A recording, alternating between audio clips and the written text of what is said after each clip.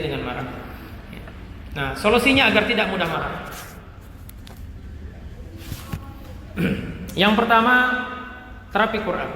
Jadi Bapak Ibu sekalian, tadi kan saya bilang bahwa dalam setiap kemarahan kita, apalagi kalau kita tipenya marah, nyesel, minta maaf, nangis-nangisan, marah lagi, seminggu kemudian minta maaf lagi, marah lagi, kan gitu banget kan kita kan, ya. Nah itu ada setan yang bermain di diri kita. Jadi Bapak Ibu harus curiga. Ya, saya punya checklist untuk mengecek apakah kita punya ada jin di tubuh kita. Ya nanti bisa minta ke panitia. Jadi Bapak Ibu sekalian, kalau kita punya leluhur yang dia senang klinik, leluhur itu bisa orang tua kita ya, bisa kakek nenek jalur ayah, kakek nenek jalur ibu, bisa di atasnya lagi.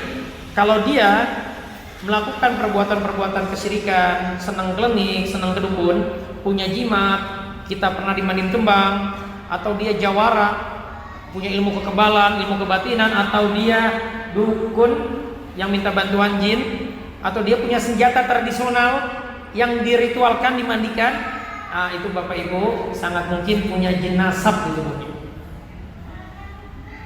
Apa jin nasab? Jin yang nurun karena perbuatan orang tua kita tanpa harus kita minta.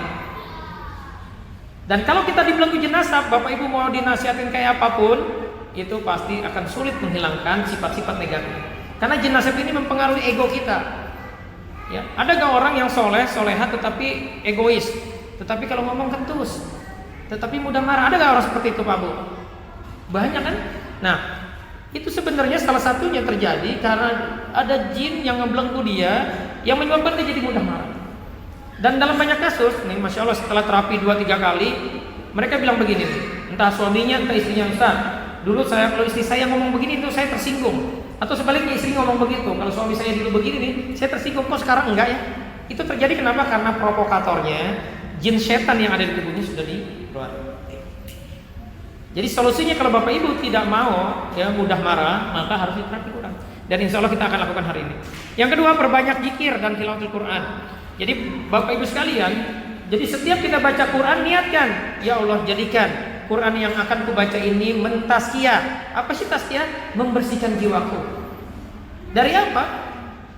Dari belenggu syaitan. Terus selanjutnya yang ketiga, puasa. Jadi cara efektif melemahkan kerja-kerja syaitan di tubuh kita adalah dengan puasa. Jadi kalau Bapak Ibu tipenya mudah marah, ya sering-sering aja puasa.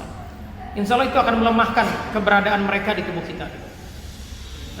Terus yang keempat, perhatikan makanan kita. Bapak Ibu, walaupun Bapak Ibu orangnya soleh, soleha, baik hati, tidak sombong, rajin menabung, tapi kalau makannya tepung-tepungan terus, ya senangnya makan apa turunan tepungan?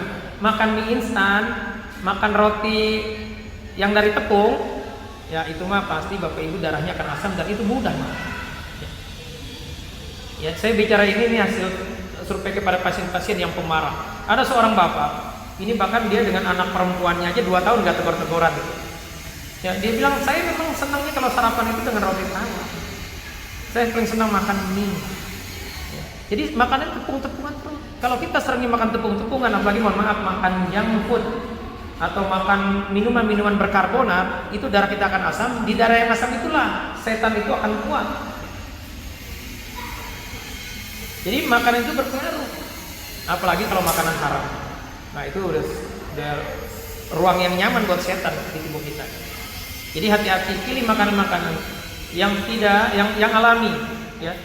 Jadi tepung-tepungan itu, ya, itu menyebabkan darah kita jadi asam. Terus yang kelima, menjaga wudhu. Dan yang keenam, tidak reaktif, tidak terburu-buru. Jadi gini, tips sederhananya Bapak Ibu. Jadi jangan mudah kita merespon. Misalkan di grup tiba-tiba kita diomongin, kita hitung dulu sampai 10. 1, 2, 3, 4, 5, 6, 7, 8, 9, 10. Baru kita merespon. Jangan langsung kita respon, karena saat langsung itu pasti ada setan yang akan bermain.